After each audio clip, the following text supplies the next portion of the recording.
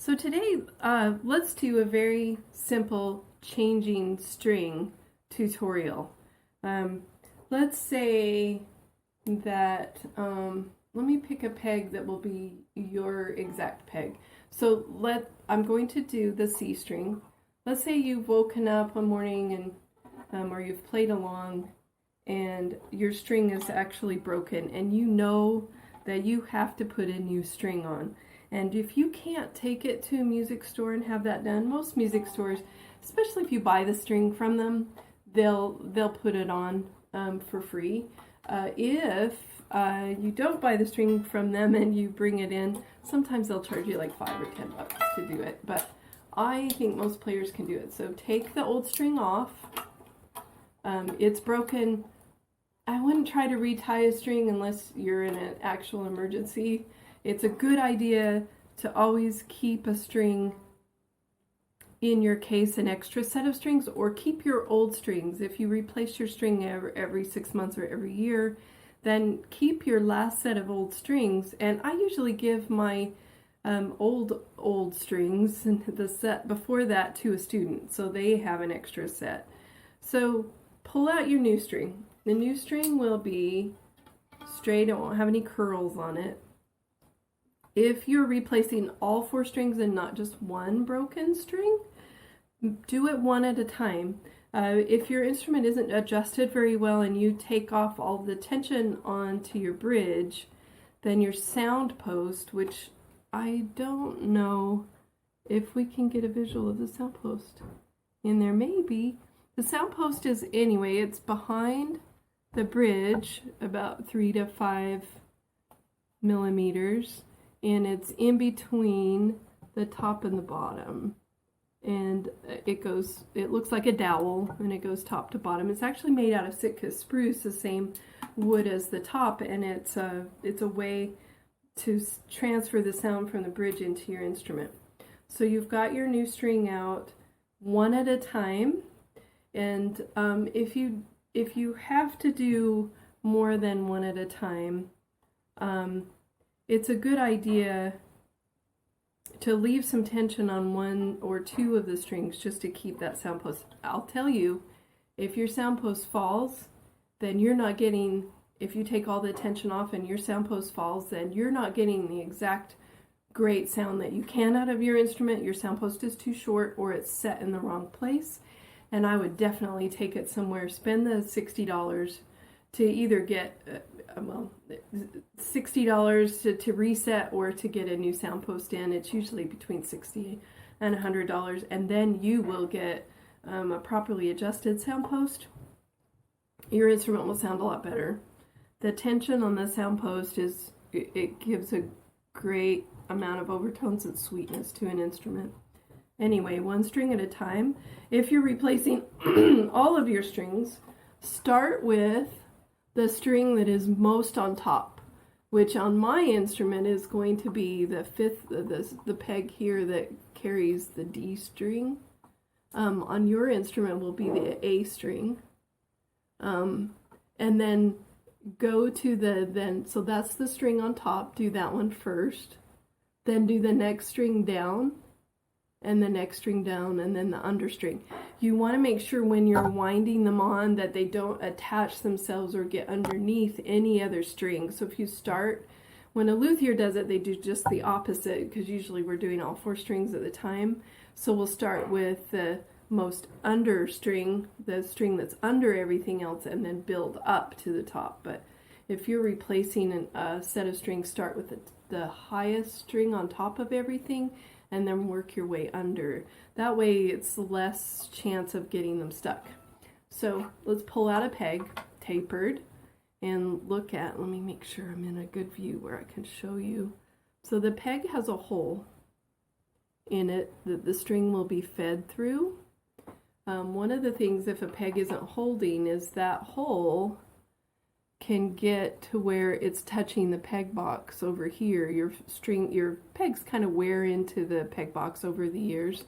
And if you find that you're pushing that in and that peg hole is is touching your peg box wall over here, you're not going to be able to tighten that string, and that could be the reason why you're having trouble with keeping a peg in place or keeping the string in place. So we've got the new string ready. The peg is in its place. We're going to put the string, if you have a fine tuner, it'll go right, the ball will go right in between. If you have a loop end, you should have a loop end tuner, fine tuner, not a ball end. I personally like ball ends better because a loop end, especially on the E string, which I don't know that they make loop ends on the A's for violas, but an E string loop end, they break too often. I know there's some advertising about them being wonderful, but put that in the tailpiece, make sure that ball is attached and clicked into that hole. If it doesn't fit, if your hole on your tailpiece is too small, or if this hole here on your fine tuner, or the slit right there on your fine tuner, is too narrow, take a butter knife and carefully just kind of widen it out a little bit. If you have a metal file, sometimes they can get burrs on them and they'll break the string. So those are all things, though, that you can take to a music store. Most places will just do that for you. I know our shop does, so my assumption is that most places will do that as a good customer service. So you've got your string in the tailpiece.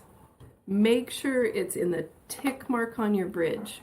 You can create a new tick mark on your bridge very easily by tightening a string that's off of that tick mark, but there should be a slight tick mark on your bridge that the string sits right into. The string should be above that bridge. If you can see my A string right there, see how that's divoted in just a little bit? Make sure I've got a good view for you. Yeah. And the E string is divoted in a little bit. This bridge is getting worn out. This viola is a little bit older, and at some point I'll probably want to get a new bridge put on this. When your string gets divoted down too deep into the bridge, it can wear the string as you tune it. So they should sit on top, kind of like the G string is and the D string is. So now let's take that C string, keep a little bit of tension on it. I usually turn it around to me, so see if I can turn around this way. And take the end, you use this hand to kind of anchor that a little bit. Find your hole and make sure that you don't want to go between here and put it in, or between here and put it in. You want to make sure you're going underneath all of those strings. Otherwise, when you tune it up, you're going to hit one of those other strings.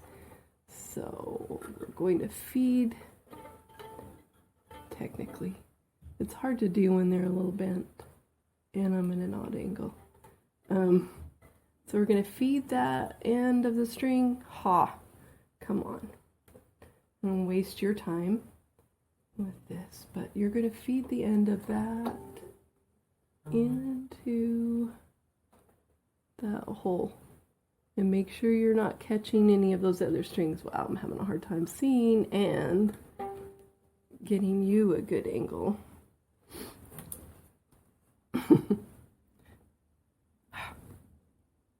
It's hard to feed a new string or an old string into the peg too, because they've already got their wrap on them. Okay, I'm going to turn it around. Maybe that hole's a little bigger. Sometimes the holes on the peg can have a little burr on them too and can break a string. So a music store will check for all of that. Okay, so I've got it fed in. Come out the other side ever so slightly. If you've got enough room in your peg to do 2 wraps on the right side, you're going to roll the peg toward the ceiling so it goes over the top. Try not to kink the string like I just did, because kinking of the string can cause them to break too. And then roll it so that you've got a pretty good tight roll.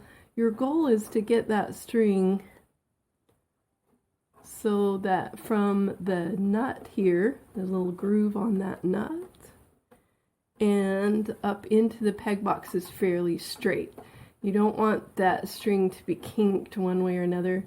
Sometimes peg boxes aren't quite wide enough to accommodate that. Wow, and this is a long viola string. This must be a 16-inch viola string, so I might have to come back and do. Okay, then check down here, because see what happened while I was rotating that up? That C went over into a different notch, so I'm going to bring it back before I put any tension on it. Bring it back into your actual notch so you don't create something odd going down there. Make sure this string is winding on its own and it's not underneath or over the top of any of these other strings. And then we've got another video on tuning. As you push that peg slightly in, just come up and always know what pitch you're going to. I've got my fine tuner, or my external tuner here. So I'm at a B. I'm going to go to C, so let's see. I'm almost there, so doesn't take much. See how that peg is just being, and we're a little sharp. You can stretch it. Oh, now I'm flat, so stretch too much. It might be close enough. That's good. Oh, my A is okay. I can hear that D is a little flat. Sometimes when, or G.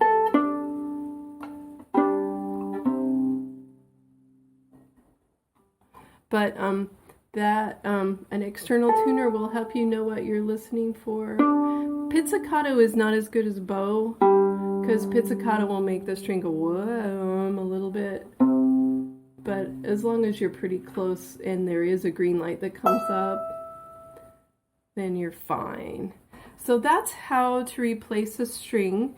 Be very careful that you don't do all of your strings at once. I can tell you that we have a lot of people come in with fallen sound posts from that. So I hope that's helpful.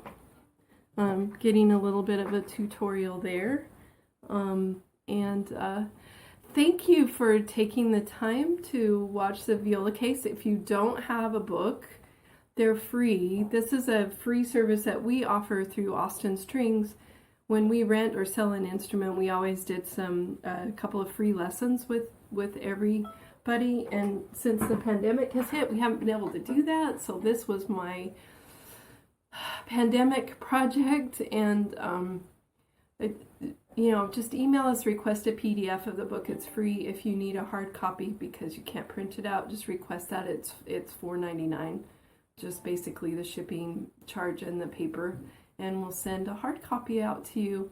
The email is austin.strings@gmail.com. And have a great day. Don't hesitate to try to change a string. If you break it or it seems overwhelming, don't hesitate to call or take it to someone, or call someone in your neighborhood. Local schools that have orchestras will have someone that can help you with changing a string as well. Thank you so much.